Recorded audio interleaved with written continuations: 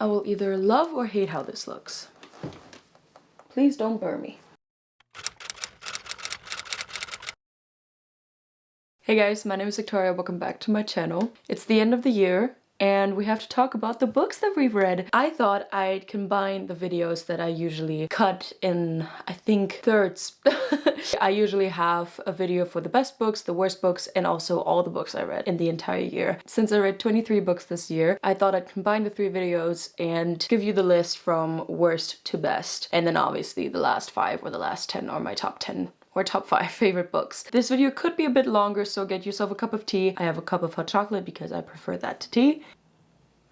It's really good, and I think yep, I spilled. Anyway, crisis averted, we can continue the video. I read 23 books this year, and most of them I read as audiobooks. I am an audiobook girly. I love audiobooks. It's been a very hard year for me, and I've been in a reading slump for a very long time. We'll get right into it because, as I said, this video might be a bit longer. The first book on this list, and also the worst book for me of 2023, was Guys' Girl by Emma Noyes. It was not of my liking. I'm just going to read a short little summary that I wrote just so I could remember the books that I read and also let you know what it's about. Ginny Murphy has always liked boys as friends better than girls, as long as no one falls in love. Well, that is until she falls in love with Adrian Silvers, a boy who believes love isn't worth the risk. That was actually not what I heard first about this book. I heard that it was about Ginny. She is struggling with an eating disorder, so always check trigger warnings before reading a book. I think she's just out of college. Let's talk about the eating disorder fact first. I find myself drawn to this kind of media because I myself struggled with an eating disorder and body dysmorphia my entire life, and I'm trying to read books that deal with this, that discuss this topic, to find out if they manage to do it in a sensitive way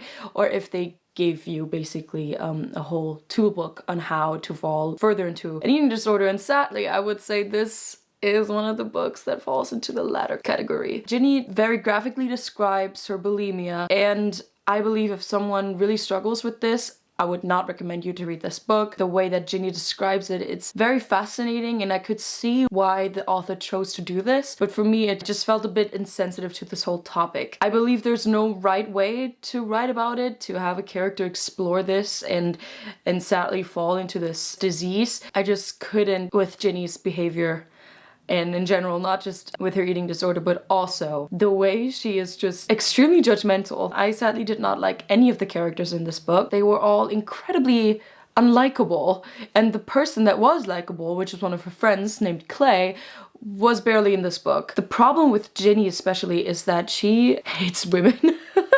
She is exactly that. I'm that other girl. She talks really badly about her sister who loves makeup and high heels and bags and accessories and all this stuff that girls always like, and she hates the things girls like. She laughs about girls who go into a club high-heeled and dressed up. She ridicules these girls in her mind, and with other people she never directly says that to them, but I found it incredibly insulting to read that because this book is from, I believe, this or last year. Aren't we over that? Like, aren't we over this? I'm not like other girls. I think this is the author's first book. Yeah, you could kind of see that. I never judge anyone for having a debut novel and it maybe not being a masterpiece, but it was just so annoying reading Ginny's or hearing Ginny's perspective on things, and it's like, yeah, I've always liked sports more than dancing, and I've never cared much for makeup, and I think it looks bad, and it was just hateful without reason. I did not like this book. I would not recommend it, sadly, and let's move on because it's already 10 minutes into this video. The next book was Imagin, obviously, by Becky Albertelli. I gave this book like 1, maybe 1.5 stars. Imagin is straight.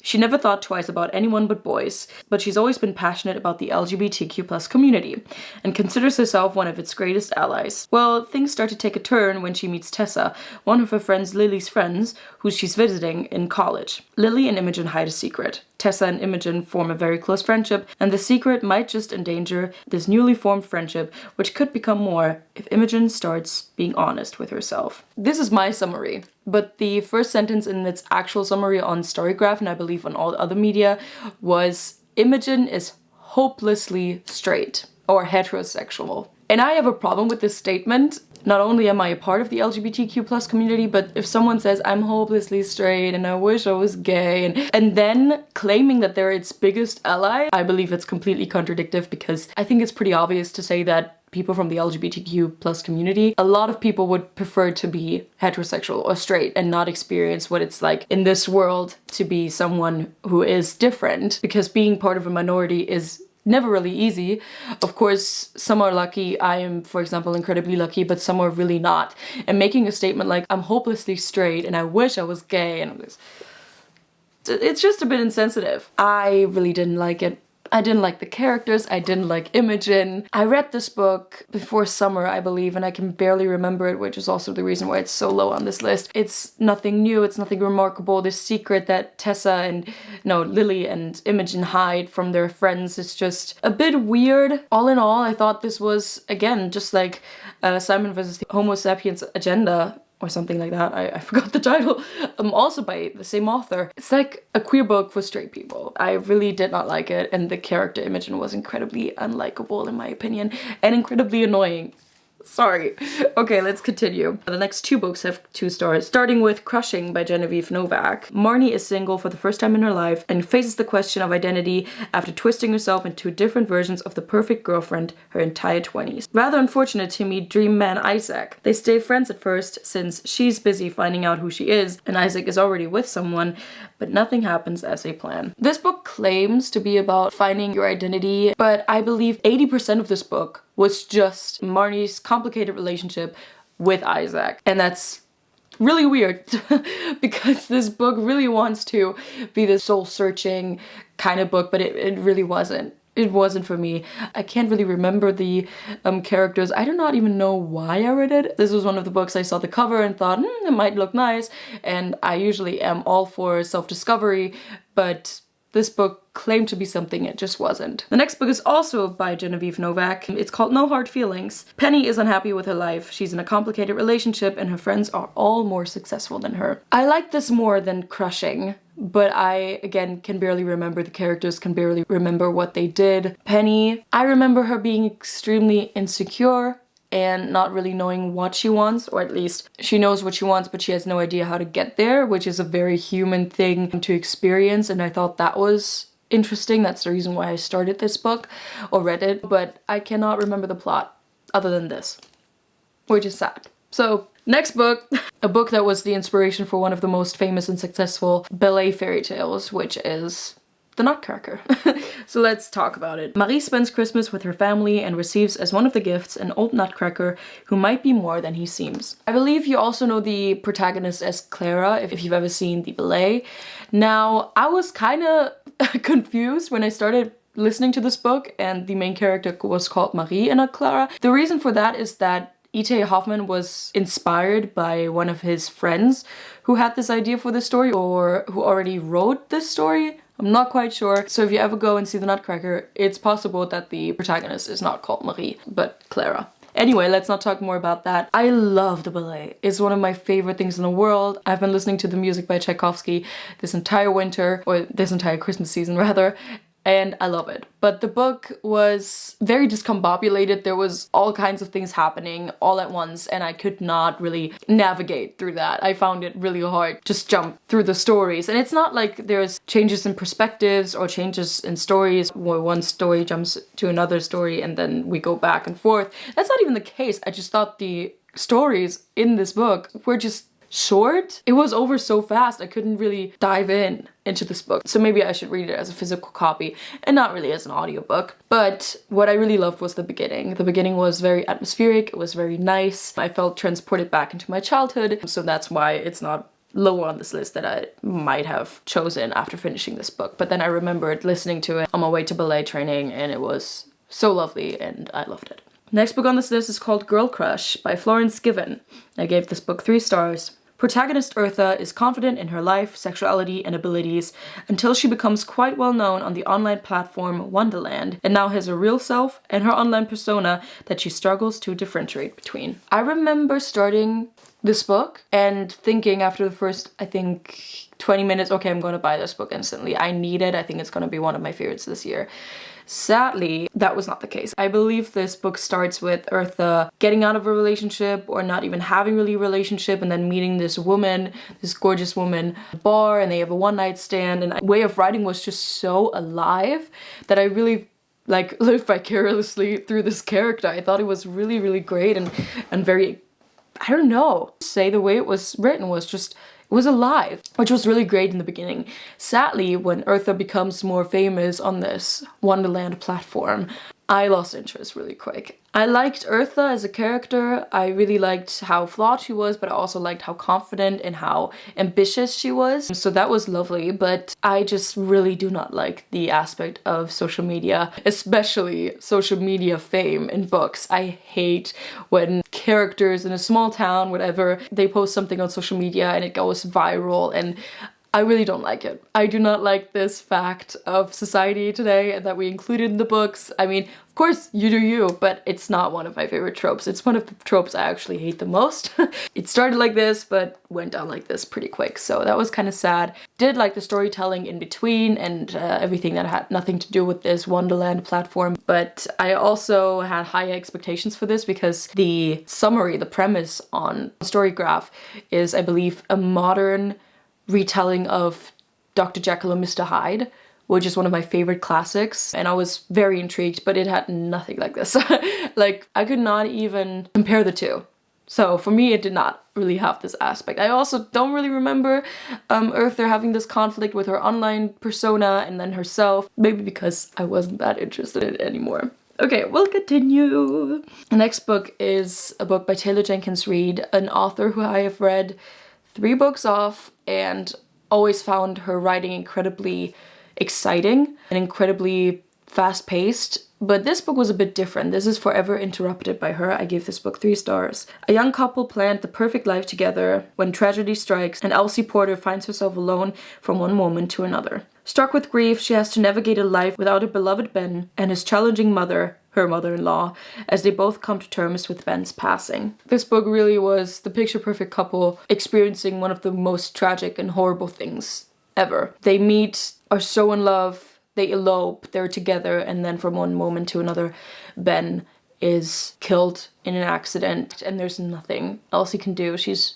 just alone from one moment to another. I really liked listening to it. I do not believe I would have picked it up in a physical copy. The story itself was really good. It does have 3 stars. It's a solid read. I would recommend it. I really liked the relationship with Susan, her mother-in-law, and Elsie. It was incredibly complicated and sometimes it made me really furious. Yeah, I thought it's a solid read, and now that I'm talking about it, more is coming back to me, so yeah, maybe I have to reread it sometime. But I didn't have high expectations for it. I saw that it was available on BookBeat and I listened to it and it was an enjoyable read.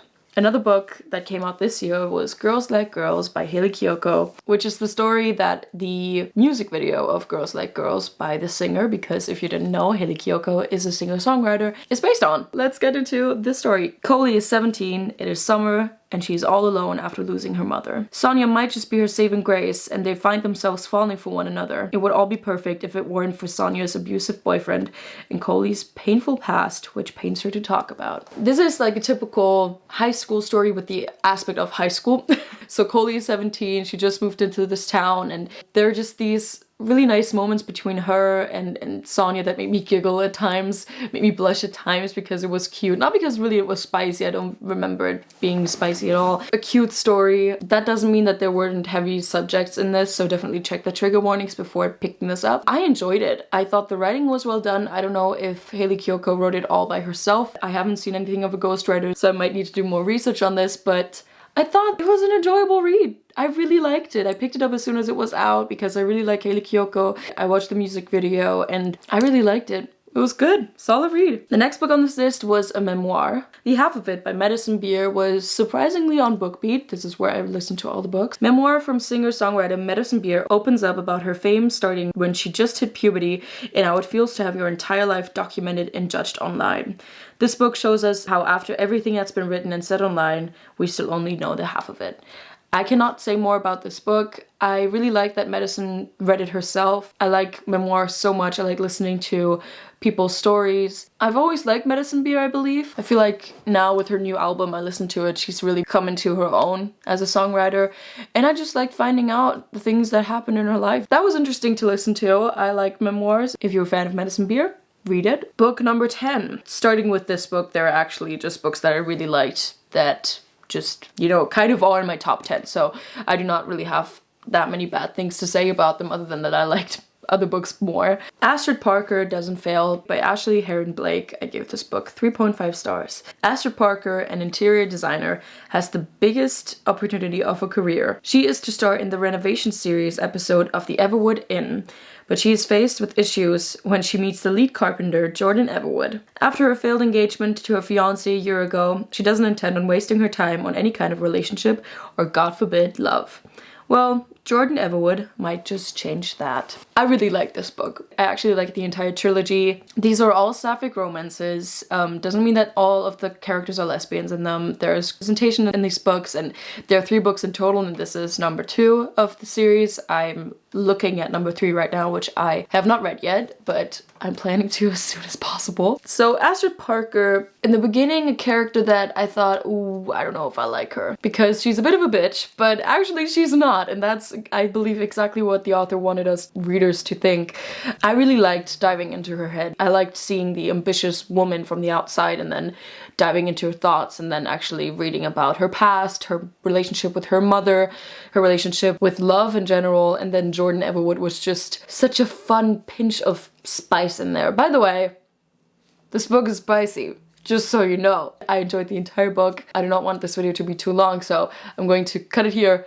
It was a good book. I liked it. It's great. It's a romance novel. They always have this arch of like, oh yeah, meeting, oh my god, climax, they're gonna be happy forever, and then there's like, oh no, they're going to fall apart, they're going to break up and never see each other again, and then, oh, never mind, they're going to be happy forever after all. So I do like that formula. I think it's good. Next book is number 1 of this trilogy, Delila Green Doesn't Care, by the same author. Delila Green, a photographer making her own way in life, never wanted to return to Bright Falls since it only harbors memories of a sad and lonely childhood. During the preparation for his stepsister's Astrid's wedding, you see? Yeah, I think. She meets Claire Sutherland, one of Astrid's friends, and finds interest in her. As soon as I think of this book, there is a scene, a very spicy scene that comes to mind, which was incredibly well written, which I listened to in public, which was not the best idea because I was blushing the entire time, but it was good. It was really good. Is this too much information? I don't care.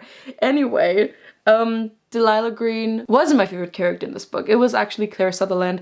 Claire has a child. She has a complicated relationship with the dad of the child. I liked seeing her in her mother role. I liked seeing her in a friend role. I liked seeing her in her lover role. So all these kinds of roles that each of us take on in life. The dynamic between her and her daughter was incredible to read, especially because Claire is so young when she gives birth to her daughter. So she has a lot to learn. Her daughter has a lot to learn, and that just, I loved it. I really liked it. I'm going to reread this entire series again after finishing the trilogy because I really liked it. It's a sapphic trilogy, romance, spice, friendship, complications, and all that kind of stuff. It was a really good read. This will be a bitch to edit. I really hope you're still here. Let's continue with Better Than People by Roan Parrish. Animal lovers Simon Burke and Jack Matheson, I don't know, meet for purely professional reasons, but when Jack breaks his leg, Simon comes to help him with his pets. Neither were looking for love, but found it anyways. This is an Achillean romance, which I thoroughly enjoyed. It was romantic, it was lovely. Anxiety is discussed in this book, one of the characters struggles with it. And it was so nice to see this character come out of his shell, to start talking about his interest with the other character. I loved Simon, I loved Jack. I really liked the story, especially because it's all about pets and I love animals. It is very spicy, just so you know. This was the first book I read this year and I listened to it whenever I had time. I always listen to audiobooks, like when I brush my teeth or when I go out with my dogs and stuff. And yeah, I was brushing my teeth and there was one particular scene I was like, okay, that is very descriptive. So if you're not a fan of spice and very descriptive spice, I would not recommend this book. If you do like it, and if you're like people who are like you who love animals, you should definitely give this a try because I really liked it. The next book was Reread, one of the books I read last year and which also made my top 10, Best Laid Plans by the same author because it's the second one in this series. Charlie Matheson, older brother of Jack Matheson, spent his life taking care of things in his family until an unlikely fellow, Ry Jansen, comes into his life to fix the old house in the town he inherited. They help each other out in their own way and fall in love. If you want to hear more about this book particularly, I would recommend one of the videos I filmed last year. I'm gonna put it on the eye. I talk more in depth about the characters in this book and about their story. It's similar to Better Than People. I really like this. It's also an Achillean romance. Charlie is a character, is a person who had to deal with a lot in his life and always took responsibility for things he should not have, and also missed out on a lot of things in life. And Rai kind of helps him like experience those things. Also very spicy, not for everyone, but I really liked it. What I really loved about this book, there was no misunderstanding trope. I don't believe that's the case in Better Than People either. And what I loved was the honest conversation about sex and about what you like, what you don't like, and that exploration. So I really, really liked that. Next book was one that came out a few years ago. I never intended to read, but since the movie came out this year, of course I had to read it. The Ballad of Songbirds and Snakes by Susan Collins. I'm a huge fan of the Hunger Games trilogy. I love the books, I love the movies. The movies are one of my favorite franchises ever. So let's talk about this prequel to the original trilogy. Coriolanus Snow is 18 years old and the best of his class. He has high hopes of receiving the prize money for being the most promising student to attend the academy in the capital.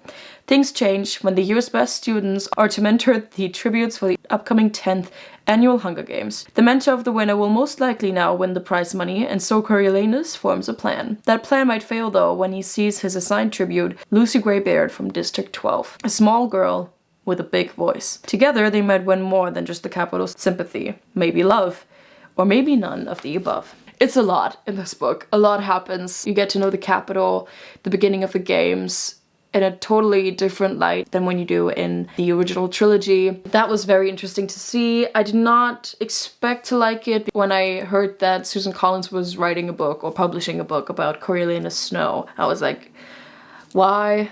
I do not care about the backstory of a brutal tyrant dictator. I don't care. But what I loved was that I felt not a single ounce of pity or like empathy rather, for this character. I loved how the person he becomes later was always there. The way he thinks later in life, the way he acts and the things that he does, it was always there inside of him, and you could see it in his thoughts. And that was very interesting to read. His relationship with Lucy Gray, with Sejanus and everything. This is not a love story. Definitely not. I didn't feel it once while reading this book, which I also loved, which I think is incredibly difficult when you have this premise.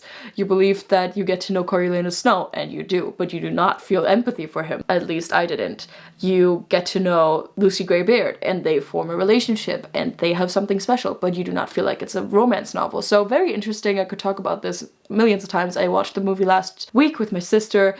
I really liked it. I want to see it again. I think it's incredible to see more of this world. District 12 was filmed in my hometown, so we're giving Duisburg a bit of credit here. So every time I saw the set where they filmed, I was like, oh my god, that's Duisburg, that's our hometown. As I don't live there anymore, but I still very much support it, I guess. Anyway, I can talk about this book much more, but I'm going to leave it at that. I really liked it. I liked listening to it. And yeah, the great thing was that we saw more of this world, and I really hope we see more of it in the future. Next book was again a reread. I read this book with the intention of the show, which is based on the book, coming out like in summer or maybe autumn or maybe then in winter. Well, things changed. If you didn't know, I really like the show Bridgerton on Netflix. The show is based on an 8-book series, and my favorite book is number 4, which is Romancing Mr. Bridgerton by Julia Quinn. And let's talk about it. 4th book in the Bridgerton series, Wallflower Penelope Featherington has a big secret no one shall reveal or find out. Not even her longtime friend / crush, Colin Bridgerton, who in this novel finally sees her as the remarkable woman she really is. Let's just say I'm abnormally excited for the new season. The season which is coming is the 3rd. They switched it around with Benedict's book, and I'm sorry, I love that they did it. I cannot wait any longer, and as I said, I intended for this book to be a reread, to be fresh in my mind when the show would premiere, but sadly the show is coming out, or the season will premiere next year in May, which seems like a lifetime ahead. This book does not come without its faults. The series will change a bunch of things, and I hope that the one thing it will change is Colin's incredible blindness. In a way, what I realized after rereading this book now is how many times Colin annoyed me, because he was repeatedly stating how remarkable Penelope is and how he never realized that. Just so you know, in this book, they've been friends for over 10 years,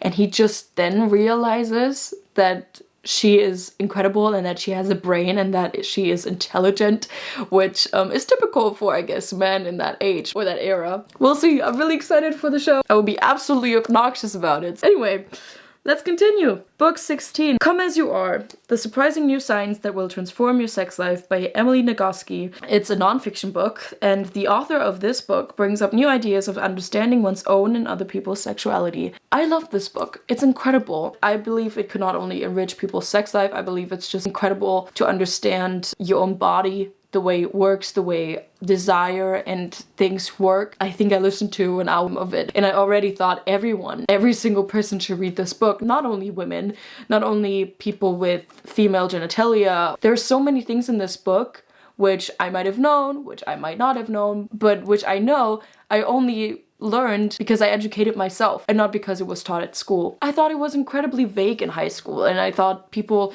really avoided the topic of pleasure and how a woman receives pleasure, or someone with female genitalia, how orgasms work and all that stuff. It's incredible. I really liked it. Incredibly new insights. Anyway, let's continue with Chain of Thorns by Cassandra Clare. The last book in the Last Hour trilogy. It kind of pains me to have it lower than other books, to not have it like in my top 3, but the reason for that I'll tell you in a second. The main characters James Herondale and Cordelia Carstairs find themselves in a quarrel at the beginning of the book, but have to neglect it to face a great evil threatening to destroy London and the Shadow World as they know it. If you didn't know, the Shadowhunter Chronicles are my favorite books. They're my favorite book series, and nothing will ever top that. The reason why I don't read that much fantasy is because of these books, because they influenced me so much that I believe I could not enjoy another series as much. I know it sounds weird and ridiculous maybe, but I have so much love for every single character, or a lot of hate for the characters I should have hate for. Anyway, I have so many strong emotions when it comes to these characters, when it comes to these books. I have to say that Chain of Gold was a bit disappointing. Lots of things got lost in translation because I listened to this book and not read it. This book being the last in its trilogy, you kind of expect it to be very big. The problem is I did not like the villain the entire way through. Like during the entire trilogy, I did not think her that threatening, and I just didn't like the villain. It doesn't come close to the Immortal Instruments or Infernal Devices or Dark Artifices. From the storyline, I was a bit disappointed. From the characters, I love them. I love them with my entire heart and being. They are the children of the heroes, of the people that I love, so I love them as well. So yeah, I could go on and on about how much I love these characters, but the reason why I will read every single book in this series, and there's a lot of books in this entire universe, is because I care so much about the characters. Yeah, I just want them to be fine, and some things weren't fine in this book, and that was really sad, but I will not talk about this more. Let's just say I expected a bit more. It wasn't the climax I wanted, but it was definitely a book that I enjoyed. Okay, the next one was also a reread. I read a lot of books again this year. On Earth We're Beautifully Gorgeous by Ocean Vuong. I read this book because I annotated it for a friend of mine for her birthday, and it was incredible. I always wanted to reread this book. That was an incredible experience. I read it in summer, so let's talk about it. The book, A Letter from a Son to His Mother Who Cannot Read, depicts the life of the speaker, Little Dog. A man in his late 20s recalls his and his family's experiences in Vietnam and then America. Little Dog tells a brutally honest exploration of race, class, and masculinity in the most beautiful prose you could expect from a poet. Ocean Vuong is an incredible writer. I cannot wait for his second novel. I love this book. It's sometimes very tragic. It makes you think. It asks philosophical questions without really asking. It's just incredible. I really liked it. If you're a fan of beautiful writing, you need to read this book. I believe it should be on the top of your list if you like beautiful prose. I do not want to say too much about this book because I don't want to spoil it that much. I believe it's a tiny piece of magic that you just, you know, need to read if you like words. Next book was a German book. Oh wait, I forgot one book in this. Oh my god, I read 24 books. Let's talk about this book here first. Liebes Kind by Romy Hausmann. A young woman escapes her kidnapper and returns to life only to find out that the kidnapper might still be alive, and the children she had to be the mother of in her time in captivity do not know of their father ever being someone cruel. This book was adapted into a series on Netflix, and I believe it was also dubbed in multiple languages, so if it's on your Netflix, I would definitely recommend it. It's really good, but I like the book more. This book came out years ago. The audiobook was incredible. It had different voice actors for the different characters. I loved it. It was exciting, it was tragic, it was sad, it was thrilling to the last second, and I really liked it. It was really great. Let's talk about the book that I totally forgot I read. Damn it. And it's called Nachts erzähle ich dir alles, which basically means at night I'll tell you everything, by Annika Landsteiner. It's about Lea, who just escapes her life. She goes to France in summer and spends her entire summer there. The first night, I believe, she arrives at the house that she spent like her childhood vacation in. She has a conversation with a young woman who later that night dies. So coming into the story is the brother of this young woman, Emil. Lea and Emil sort of form this relationship and they have this on and off thing, but the exploration that I found more interesting was actually the one of Lea and her mother. Lea was an unwanted child in a way, or rather an unplanned child. So you have this dynamic of a young mother not really wanting a child, actually searching for something more in life, and then, you know, getting pregnant, having the child, and sacrificing things. So Lea always felt like a burden, felt unwanted in her mother's life. So I really liked that discussion. I thought it was well written. I liked listening to it a lot. I do not think it's translated into any other languages, but if you're a fan of German books, I would definitely recommend this one. I actually gave this to my mother as a Christmas present because I thought she might like it too. So yeah, I really liked it. Next book on this list is The Red Scrolls of Magic, and we're actually in the top 5 books by Cassandra Clare and Wesley Chu. This is the first book in the trilogy, also another trilogy in the Shadowhunter Chronicles. It's a prequel to some books and a sequel to others, so I will not get into that too much. Let's read the summary.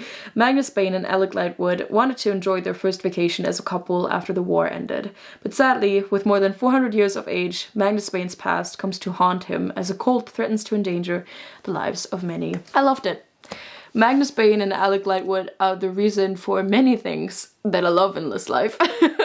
They really had an influence on me when I was 14 years old, which is almost 8 years ago, which is really weird. Their love story made me want to read these books in the first place, and then made me want to read other books. They were probably the reason why this YouTube channel exists. So thank you, Alec Lightwood and Magnus Bane, fictional characters that I loved when I was 14 years old. I still love them. Coming back to characters that you've been with so long, and I know this sounds weird, but that's what I feel like, is always fun. So for some reason nostalgic. Listening to another story in their life and other characters that I love coming into the story and contributing to it was just amazing. I liked it. I like the adventure they go on, but most of all, I like the relationship that we see more of, because we do not see that much in the Mortal Instruments. So that was great. I loved it. Top 3. Heartstopper Volume 5 by Alice Oseman. If you didn't know, Heartstopper is a beloved graphic novel by Alice Oseman. This graphic novel is adapted into one of my favorite shows of all time, Heartstopper on Netflix. If you still haven't watched it, what are you doing? I watch it at least once a month, both seasons, because I love it so much. Volume 5 explores Nick and Charlie wanting to take things further in their relationship. They're both nervous, but they learn to fully believe in their trust they have in one another. I loved it. It was perfect. I cannot say much more. Just reading this graphic novel is just boost after boost of serotonin. I love it. If you need to pick me up, read these books. I started this kind of ritual before going to bed to at least read for 10 minutes, because one of the goals I have for next year is read more and actually physically read more, and they help me with that, because having a graphic novel is just much quicker to read than an actual novel. So before I go to bed, I just read these books and it was incredible, and 10 minutes turned into 30 minutes, so that was great. The next one is Heartstopper Volume 4. The reason why I like this more than Volume 5 is not because it was incredibly better, but I just like the topic more. Charlie and Nick are facing challenges in their relationship, but they might come away stronger than ever. Charlie explores his mental health in this one. I love seeing him grow healthier and come to terms with it. And since mental health is one of the things that I prioritize most in life, this book was just incredible. It's a good exploration of dealing with mental health as a young kid in high school. Now, if you haven't guessed yet which book is my number 1 of this year, you might want to look at a video that I filmed a couple weeks ago. It's A Little Life by Hanya Yanagihara. I gave this book 5 stars, the only 5-star read I have this year. Let's read the summary. 4 college classmates move to New York together in search of fame and fortune. Over the years, their friendship changes, but is still strong because of one person in this group. Jude, a man scarred by unspeakable childhood trauma. I made an entire video on this book, so I will not go into too much detail now. What I can say is that I know there's controversy around this book. I know some people either love it or absolutely despise it. I'm one of the people that love it. It's incredibly graphic. In this video that I've posted, I put the trigger warnings in the description box, so please make sure to check them out before you read this book. It was incredibly difficult to get through, but I've never read a book like it. I felt like I was not reading a book, I felt like I was reading a life story. It's very special. I said this in this video, I think it describes it really well for me, how it felt to read this book. I felt like someone told me his life story. Someone was sitting in front of me and told me all about their life. And it was incredible. And it was tragic and sad and remarkable. Just this experience of reading this book was so special that it just had to be on top of my list. And now I don't have that much time anymore. I believe I talked enough. I really hope you enjoyed this video. Please let me know what books you read this year, what books were your favorite. At least tell me your top 5. Please let's have a discussion. Let's talk about it in the comments. Let me know if 2023 was a great reading year for you, what goals you have for 2024. I'm so excited for next year. I cannot wait. I believe this is the last video of this year, so we'll see each other new and fresh in the beginning of 2024. I cannot wait to see you guys again. Thank you so much for watching. I hope you liked this video, and I hopefully see you in my next video. Bye!